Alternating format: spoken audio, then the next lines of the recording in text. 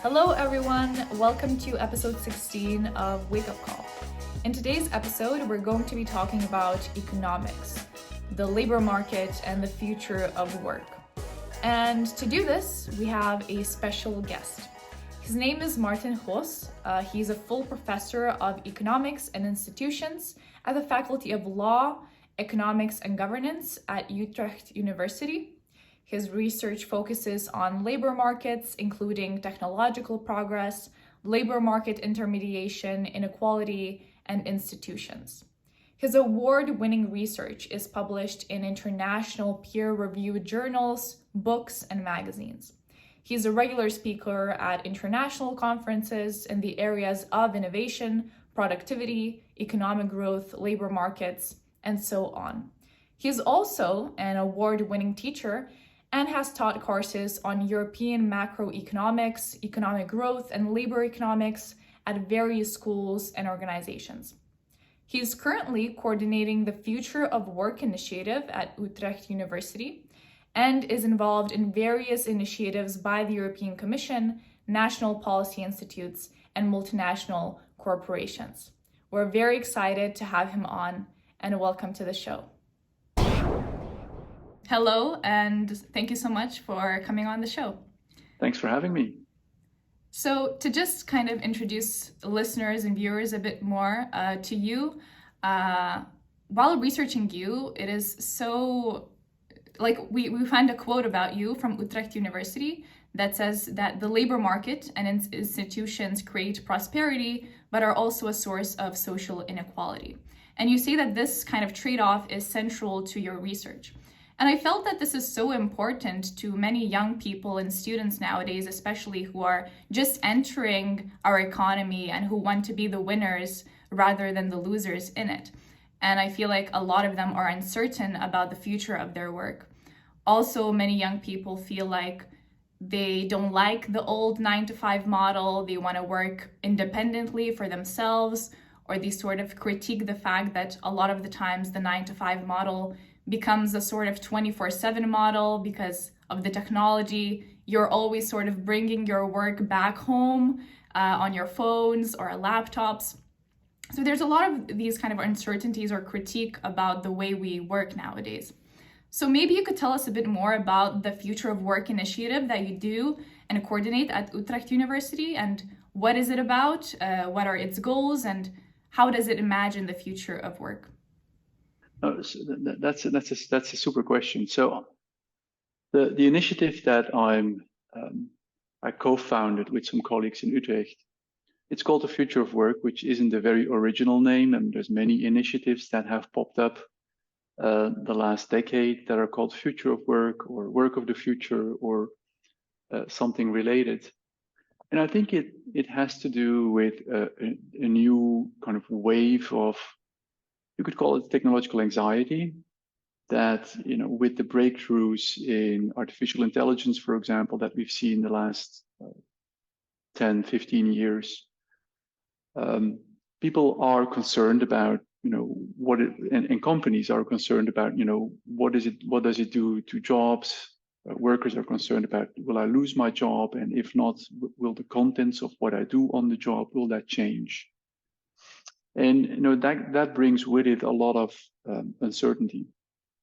And I think that's one of the reasons why there is this kind of new wave of technological anxiety. I mean, in history, we have had previous episodes of technological anxiety. And I think so. I think it's always good to keep in the back of your mind that at the end of the day, we think that technology is good for the average worker. So one of the strongest relationships that exist in economics since around 1800 is that there is a very strong positive correlation between our rise in living standards for the average person and innovation, technology. And so we've had since 1800, we've had different technologies. We first had steam, then we had electricity, combustion engines, Then, more recently, we've had ICT, computers, and in the last couple of years, artificial intelligence. And, through these different kind of waves of technological progress, we have seen that living standards in the long run have risen for the average worker. Now, of course, that's an average. It doesn't mean that everyone is going to be a winner. And one of the concerns that we have with kind of like the ongoing episode of let's call it, for short, artificial intelligence, is that it might really automate a lot of what we do, and that might make it possibly a game changer relative to what computers did 20 years ago, or what electricity did 100 years ago. And so I think that's also where most of the research that we do here in Utrecht about the future of work is focusing on. So focusing on, is artificial intelligence, is it a game changer in terms of inequality? And do we have the institutions in place to kind of, do we understand the impact of artificial intelligence on labor markets, including inequality? And do we have the institutions in place to make sure that especially younger generations will be better off, not just on average, but also in terms of less inequality, or at least not an increase in inequality? So this sort of goes with the idea of job polarization, which is something that I know you've written extensively about. So within job polarization, this is just for our listeners, it's basically the disappearance of sort of middle skill jobs. A lot of people look at auto workers to be like an example of a middle skill job that has sort of disappeared in the developed world, that it's been either automated or offshored. Is this period of job polarization something that you see as permanent? Is it something that you see as just a temporary episode? And if it's not permanent, where do those middle skill jobs lie in the future? So that's not a great question. So one of the projects that I did in the past, as you mentioned, is we documented this pattern of job polarization for advanced economies from between 1980 and 2015 or 2010. And kind of like the academic interest in that project was in part because it kind of posed a puzzle to our thinking at the time of how technology impacts the labor market. And that's kind of like the academic interest, and kind of like the paradigm has shifted in terms of how we think about the impact of technology on the labor market. Now, setting that kind of academic interest aside, and coming back to your question, like, is it permanent or not? It's not permanent. So if you go back before 1980, you see that there have been periods when there was a rise in the middle class. So if you think of the Industrial Revolution in the late 19th century, we basically had a kind of like employment in agriculture was falling, and there was a rise in employment in manufacturing, which was better paid. Also, it required some level of education. So you'd kind of, and that kind of was the rise of the middle class, sort of. And that was also in part driven by technology. We with steam engines and electricity allowed us to kind of build factories. And we had people moving from the countryside to the cities where the factories were, and that kind of was the start of like middle class. But also at the same time, we had the proper institutions supporting that mobility of workers from the countryside, from agriculture into manufacturing, such as an increase in education, because you have to know how to read and write. If you want to know how a machine operates, you have to be able to read manuals, etc. So certainly there has been a period before the 1980s when there was not job polarization, but the opposite, when there was the rise of a middle class. And also looking into the future, there's now, so I said that artificial intelligence is relatively new. And it's actually, if I say artificial intelligence, if we say artificial intelligence today, we mainly mean methods of machine learning. So I'm not talking about artificial general intelligence or machines that think like humans. We can have a discussion about that also, but just machine learning is what most artificial intelligence today does, and based on neural networks and computer vision, etc. Now, there's some research that then says, well, if you look at what that kind of artificial intelligence can do, the task that it can do, it might actually be it might actually be better at automating the tasks that are done by the higher educated, so what we do in business services and what professionals do, more than it is like robots being good at automating middling jobs, like the machine operators in car manufacturing, so car assembly line workers, for example. And so there is this real concern when I said that AI could be a game changer. There is this real concern that we go from job polarization, which is like a U shape in relative employment changes over time, with a disappearing middle and growth at the end, and in the very low wage jobs and very high wage jobs, that actually that might turn into like a hockey stick, so that it's actually also the growth in the very high wage jobs done by relatively educated people that AI will be able to automate.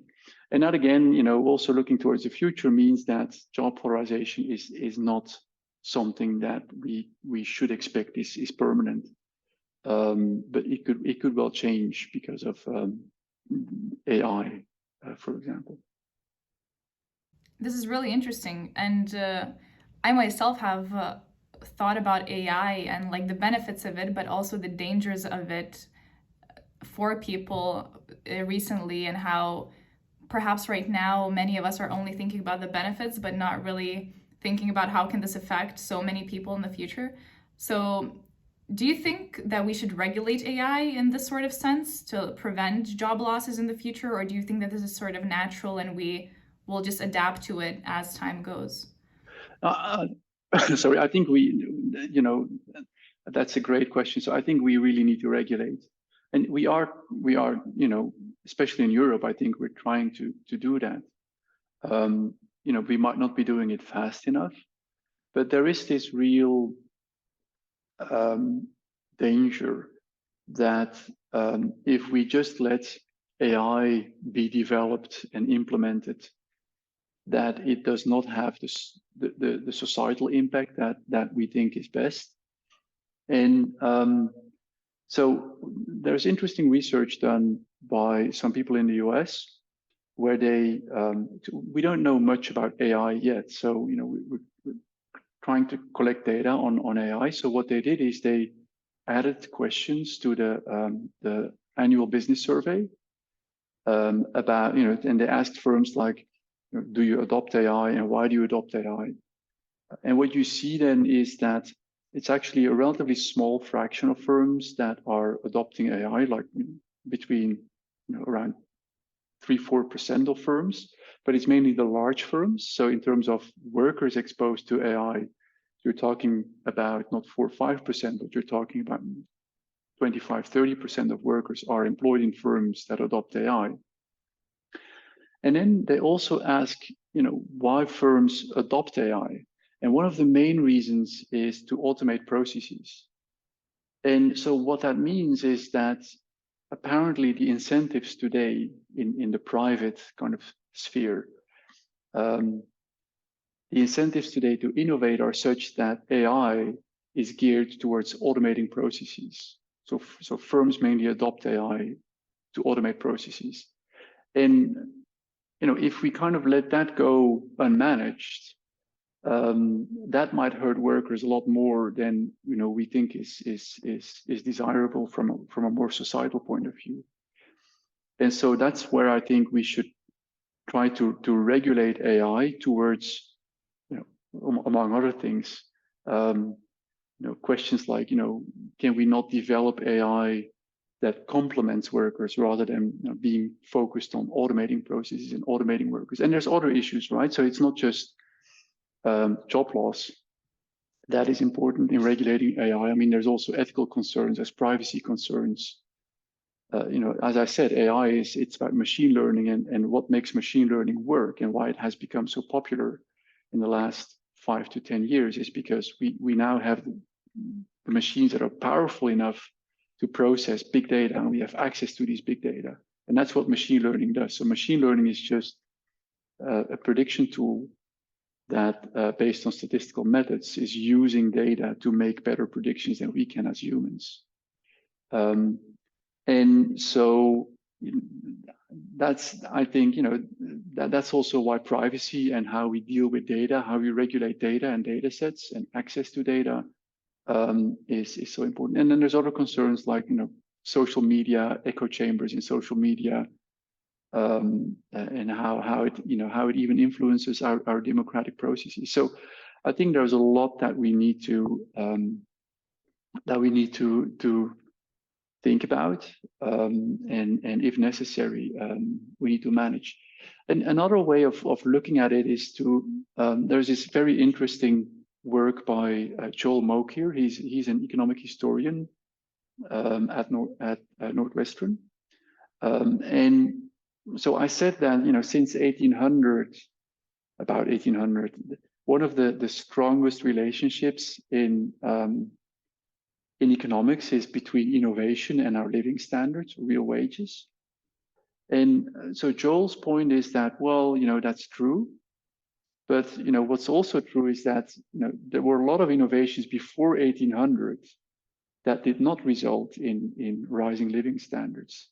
And so his whole take is that, you not only need the innovation, but what we've also managed to do since 1800 is to have the right institutions in place. We understand what technology can do to society. We understand it better. And, we've been able to manage, the impact of technology on society well enough to make sure that, innovation has led to rising living standards. Such as, as I said, during the period of the Industrial Revolution, we've also built first elementary schools, then high schools and universities. And that's an institutional change that kind of accommodated the benefits of technological progress way back when. And so I think today we have to do the same. And there is a risk that if we don't understand what AI will do to jobs and society at large, that we don't reap all the benefits of in the potential of AI, and there might be large chunks of losers on the labor market, for example, as you said at the very beginning. Yeah, definitely. I just wanted to say that probably on AI we could have a completely different episode because there's just so much to talk about in this sphere. But also talking a bit more about the job losses that you mentioned, we see a different issue also, where right now we see a trend where even the most intro level jobs such as secretaries require a university degree. So most students, I feel like, who can let themselves do so, study for high paying jobs which require certain technological skills, while the part of the population without a higher education are usually left without jobs that can't be outsourced or automated, like we talked about. And this has also affected everyone without a 4-year degree. Even research in the US estimates that between the 1980s and 2015, real wages for non-college workers fell in 6 of the 8 biggest cities, and minority populations have seen the biggest income loss. So when we talk about the universities having this huge effect on people being able to find jobs in the future, what can be said about this increasing income gap for the middle class workers? And how can we use universities to be a tool rather for the improvement of people's income and for the improvement of their livelihoods rather than the opposite effect? So that's a super question. So I think what you describe in terms of wages and wage losses for unskilled workers, so real wage losses for unskilled workers since 1980s, is something that we mainly see in the US, where we do think that wage inequality has gone up a lot more than in European countries.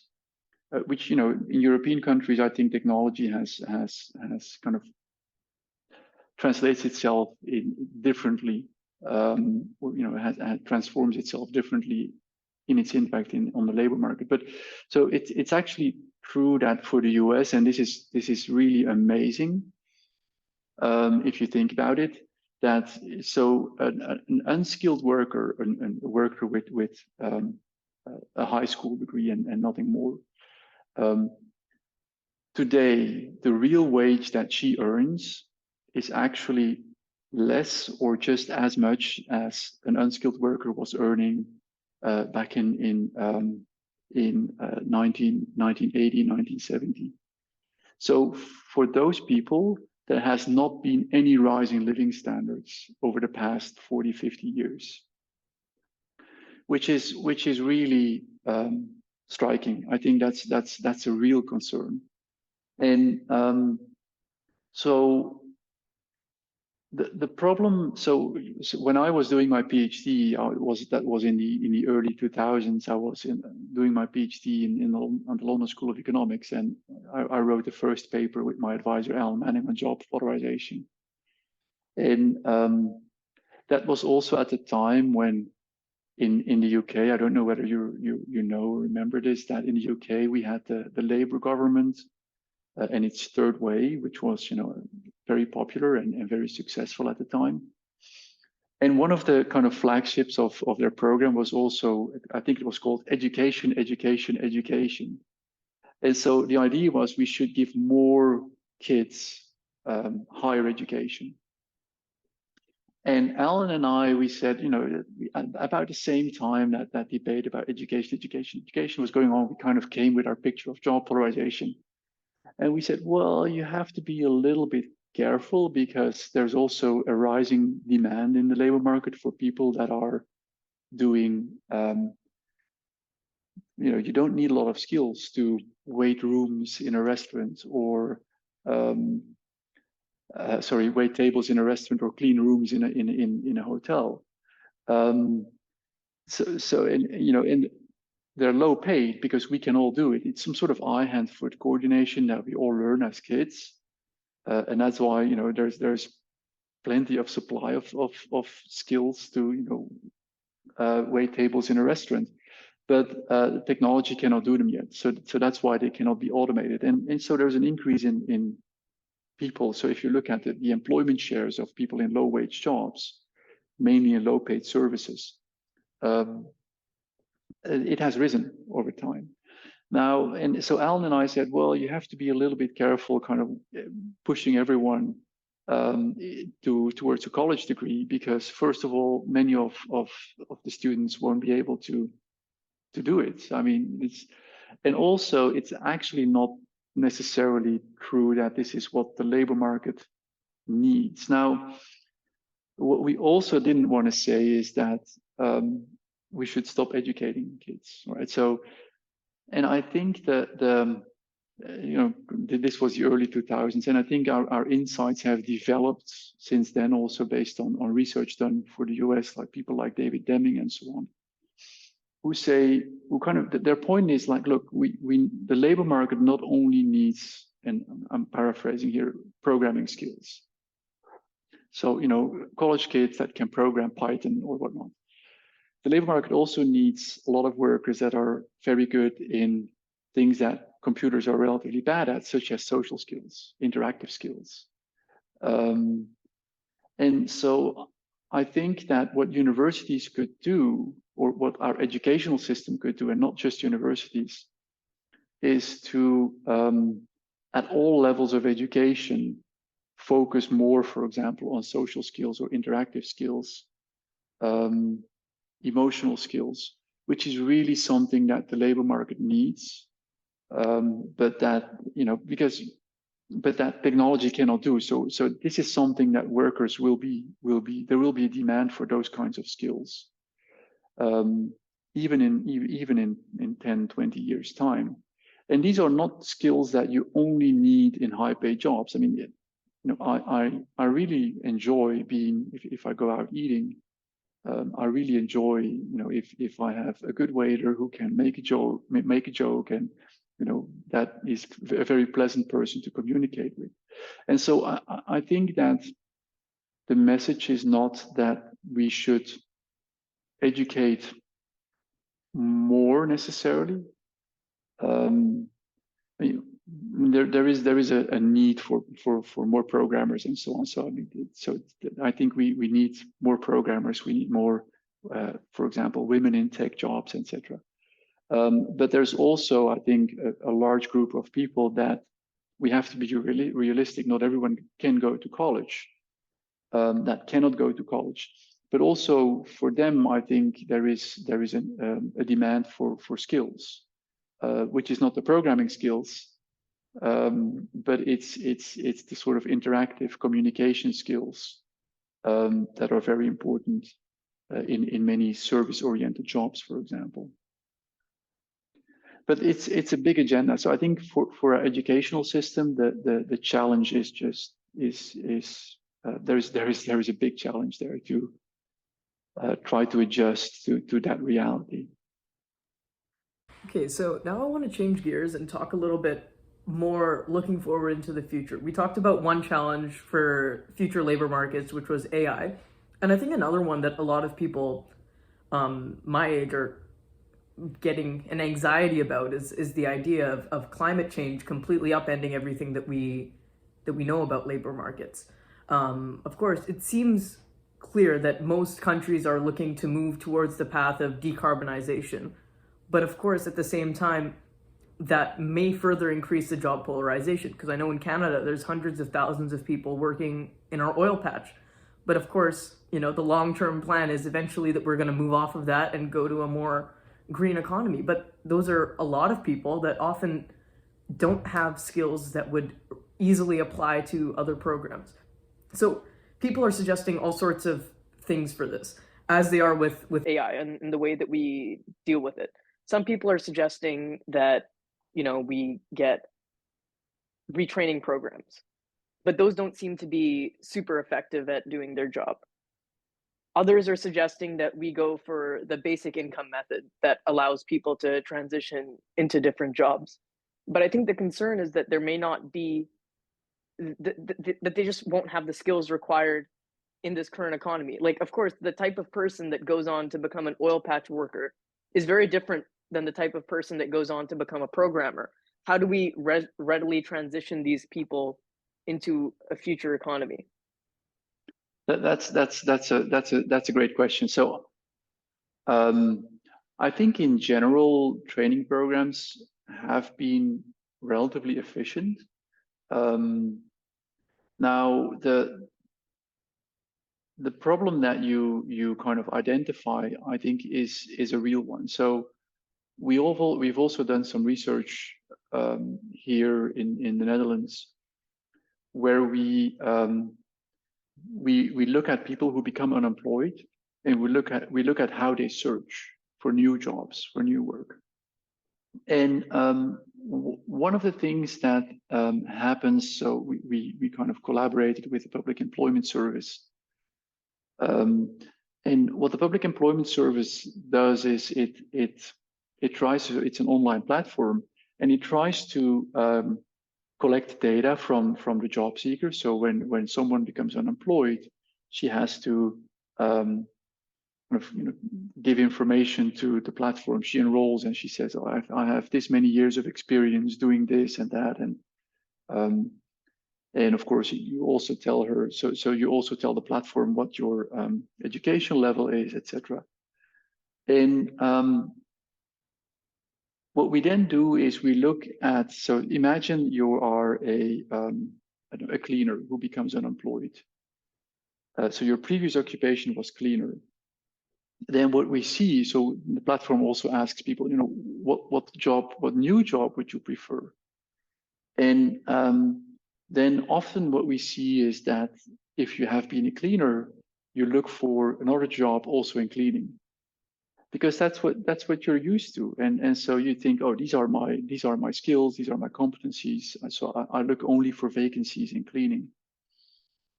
And what we find is that people, they in that way, people search in a very narrow set of occupations. Whereas if you look at what they can really do, because we ask them more than just the experience, we also ask them, like, what are your competencies, and can you do this and can you do that? And so if you look at what they can really do, and the tasks that they can really do, what you see is that they could also be easily employed in other occupations that require similar tasks. Like so a cleaner might also be a very good, I don't know, I mean, it might also be a very good receptionist. I'm just saying, right? And so what we then try to do is, and this is increasingly done by public employment services, what they then try to do is to suggest vacancies that are not just so online. You can look at a list of vacancies, and then there's an algorithm that suggests not only vacancies in cleaning, but the algorithm can also try to suggest vacancies in occupations such as receptionists that are, for which these workers also have the competencies, but they might not search among those occupations. And that's an alternative to training that I think is good work, but it's certainly remarkable how narrow people search. And you would also think, one of the big puzzles that we also are faced with is, you would think that with all the information that's available now online about vacancies and jobs that are you would think that people are better informed and can find better ways to match with jobs, but that doesn't seem to be the case. So it seems that to be the case that it's not necessarily that people are these days are better informed, even though they have access to so many online platforms.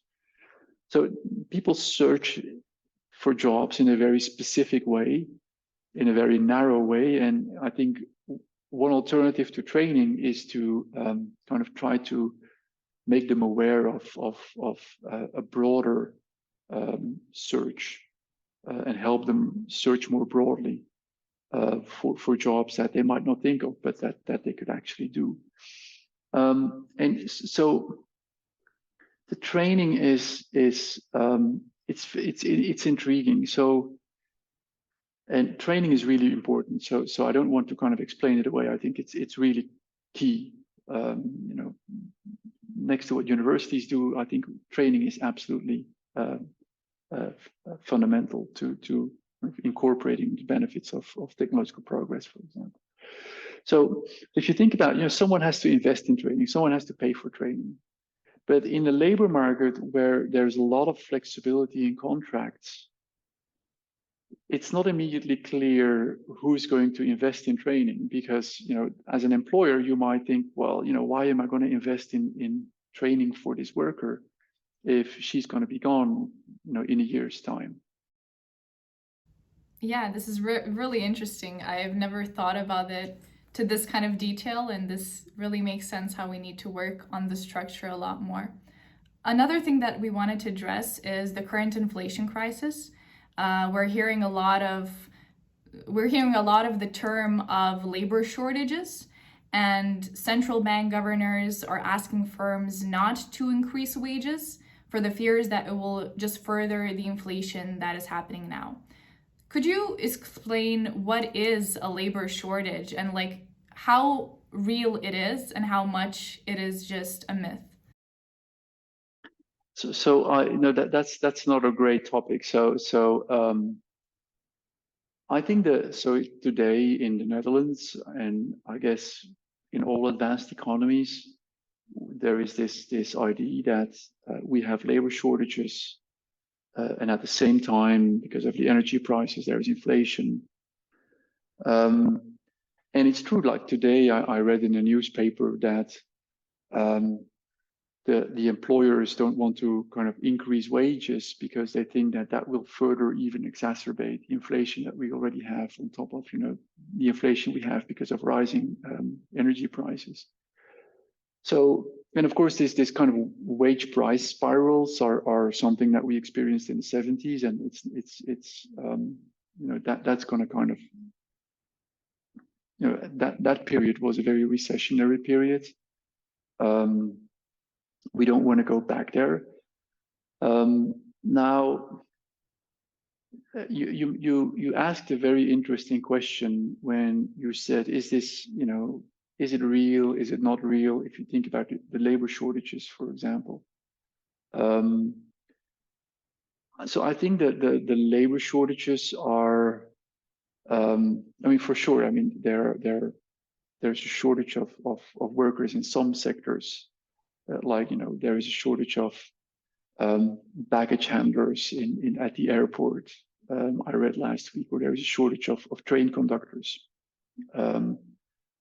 That is kind of like a combination of, I think, the what happened in the pandemic, and kind of, when labor demand fell, and now labor demand is rising. So when labor demand is rising, it always needs a bit of time before these jobs or these vacancies are filled again.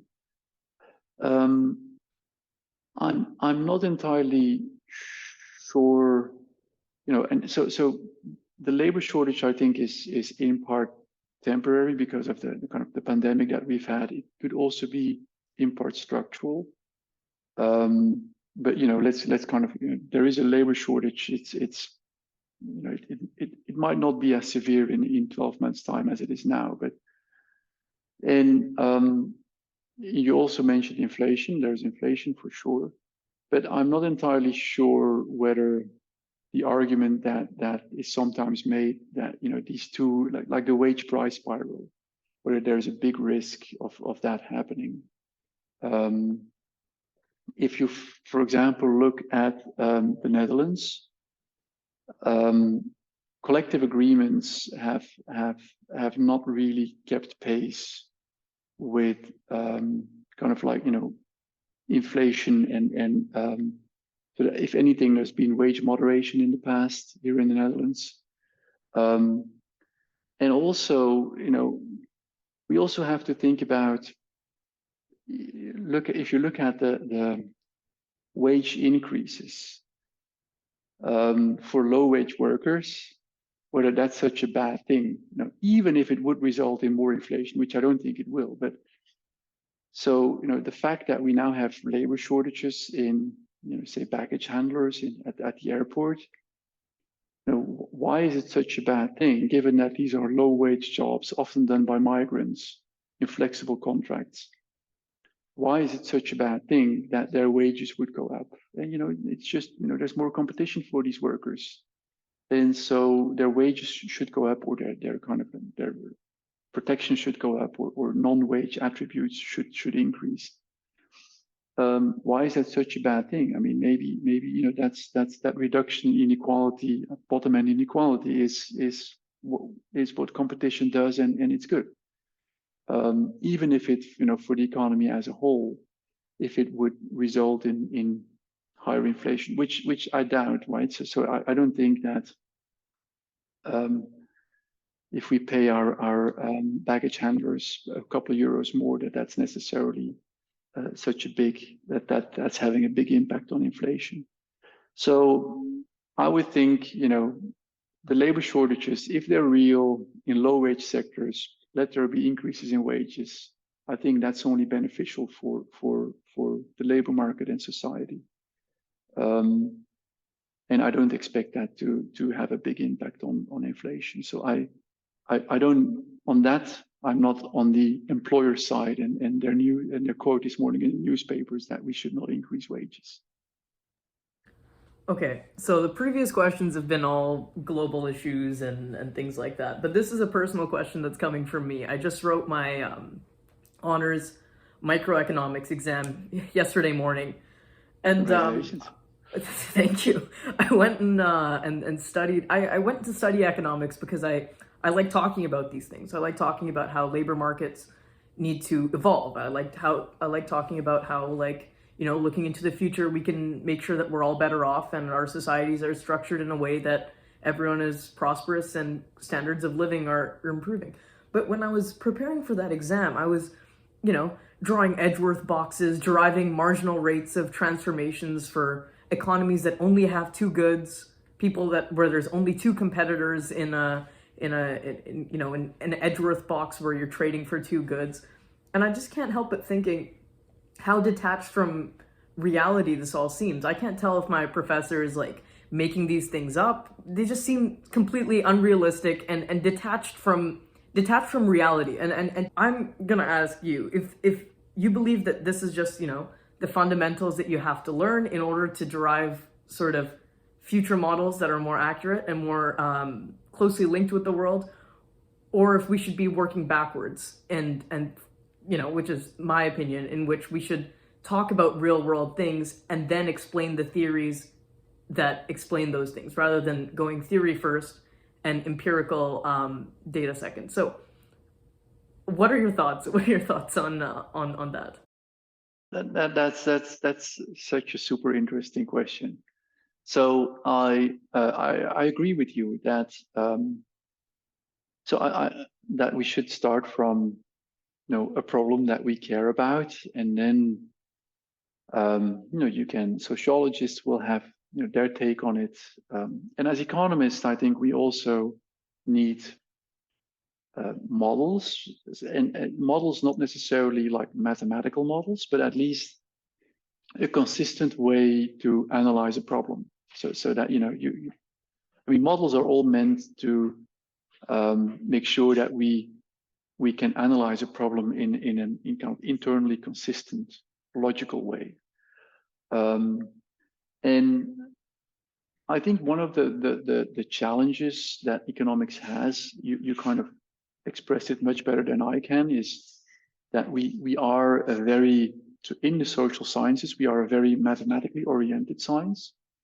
And it's very easy for lecturers and professors to hide behind the mathematics and say, look, guys, this is an equation. It is what it is. Deal with it.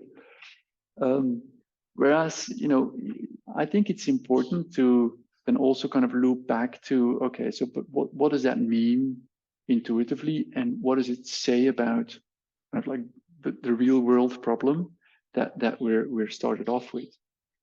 And that's not always easy to do. So I teach a course, labor economics, and so I start with the competitive model, supply demand model, and then throughout in the course, throughout the lectures, I kind of move away from the competitive model, and I also do discrimination and unions and whatnot. But then, you know, students always tell me, "Oh no, it's a third-year bachelor's course, so they've seen supply demand before." Say, "Oh no, not again, the competitive model. We're not interested in the competitive model because it's just so boring and it's just so abstract. It's just supply demand." But then I tell them, "Look, guys, you know, next year you're going to be imagine that you're all going to start a job somewhere, and you'll all be earning different wages. So, you know, there's no reason why you should earn the same wage. You'll all have different jobs. You all earn a different wage. Why do you think that is? So why, you know, imagine that Emily, you earn twice as much as Brian earns. Why do you think that's the case?" And then they have all sorts of theories about why that might be. And then I say, look, the competitive model as a starting point is also an explanation why you might earn different wages. It's because the competitive model is basically saying that you earn what you contribute in terms of revenue to the firm. And that's different from you earning a different wage from someone else because you're a man or a woman, or because you're black or white, or because you're in a unionized firm versus a non-unionized firm, or a minimum wage job versus a non-minimum wage job. And so the competitive model is a very specific way to explain why wages are what they are. They're not the only explanation, but I think they're an important one. And if you talk about, where do wages come from? And you start from that, and you kind of see the competitive model, which is a very boring abstract model if you just do supply demand. But if you say, look, the competitive model is just one way to think about where wages come from, I think that makes it a lot more kind of tangible for students to think about competitive model versus other types of explanations. And that's how I try to make it a lot more digestible for students. And I don't think we do that enough in economics. So, and that's also why and it's also difficult, right? So I think teaching, the easiest courses to teach are PhD courses, because you can hide behind the math and you just show them the integrals and whatnot, and you tell them figure out the intuition yourself, or solve the integral. What's much more difficult is often the introductory courses, also often to non-economists, and explain to non-economists what economics is all about. And then as a lecturer, you're forced to leave all the technicalities behind and kind of focus on the intuition. And so I totally agree with you, Vishwa, and I think it's a challenge that as an economics profession, I think we need to deal with still. Well, thank you so much, Dr. Goos, for this lovely conversation, and definitely your explanation of why we teach the competitive model first is going to provide some motivation as I go into future semesters. Once again, thank you so much for your time. Thank you. It was my pleasure.